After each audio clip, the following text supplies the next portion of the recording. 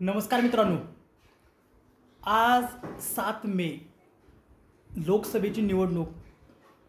मतदान मतदान म्हणजे लोकशाहीचा हक्क सगळ्यांचा.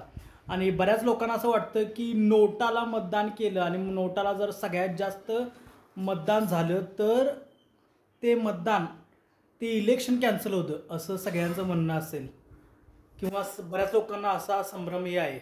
बऱ्याच लोकांना असं वाटतंय पण तसं नाही आहे. ॲक्च्युली नोटाला जर मतदान गेलं सगळ्यात जास्त तर इलेक्शन कमिटी काय म्हणते माहिती आहे का, जो 2 नंबरचा उमेदवार ज्याला जास्त मतदान आलं आहे तो त्या केसमध्ये विजेता घोषित केला जातो.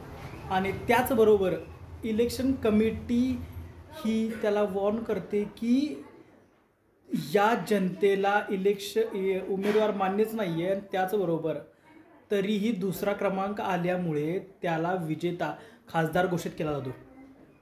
त्याचबरोबर त्याला असंही सांगितलं जाते की जनतेच्या अपेक्षा तुमच्याकडून कंप्लीट झालेल्या नाही आहेत, म्हणून तुमचा दुसऱ्या क्रमांकावर तुम्ही आहात आणि त्यासाठी तुम्हाला प्रयत्न करावा लागेल. म्हणून पुढल्या वर्षीसाठी त्या उमेदवाराला खासदारकी दिली जाते आणि त्याला सांगितलं जातं की लोकांच्या अपेक्षेप्रमाणे वागण्यात यावं, लोकांच्या अपेक्षा या कंप्लीट झाल्या पाहिजेत.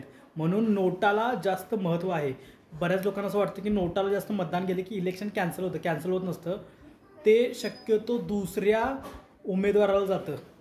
जर नोटाला 90% जर मतदान गेलं आणि 10% जर दुसऱ्या क्रमांकाच्या उमेदवाराला मतदान गेलं तर ती इलेक्शन कॅन्सल होतं. पण नोटाचं मतदान 60% 70% या रेंजमध्ये असेल तर ते इलेक्शन कॅन्सल होत नाही, तर ते दुसऱ्या क्रमांकावर जो असेल त्याला जातं.